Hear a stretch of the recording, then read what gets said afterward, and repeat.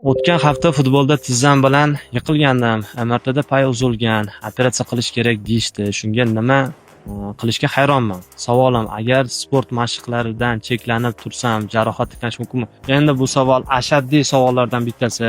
Hamma shu savol bilan murojaat qiladi. MRTda unaqa chiqdi, MRTda bunaqa chiqdi. Men aytaman, baraga topkur. O'sha vrach sani oyog'ingni o'zi tekshirib ko'rdimi? Testlarda qilib ko'rdimi?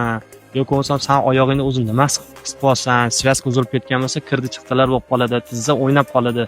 Shunaqa narsa bormi desam, bu patsient bu narsadan xabari ham bo'lmaydi. Yo'q deydi, mana shu MRTga qaradida, uzilib ketibdi, operatsiya qilish kerak degan javob berishadi. Bu narsa juda ham noto'g'ri. Qadrli do'stlar, patsientlar kim ko'rayotgan bo'lsa videoni, bitta narsani bilib qo'yinglar, MRTga qarab diagnoz qo'yib bo'lmaydi. Обязательно patsientni o'zi bilan gaplashib ko'rish kerak, tekshirib ko'rish kerak.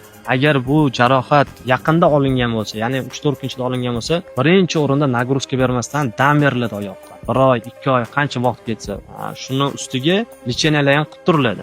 Undan keyin tekshirib ko'riladi oyoq. Agar o'shanda patsient shikoyat qilsa, oyog'im o'ynab ketyapti, oyog'im kirdi chiqdi bo'lib qolgan deydigan bo'lsa, unda operatsiya qilinadi. Bo'lmasam operatsiya umuman shart emas. Esingizdan chiqmasin, menisk jarohati bo'ladimi, svязка bo'ladimi farqi yo'q. Birinchi o'rinda dam, yaxshi lecheniyadan keyin ko'riladi.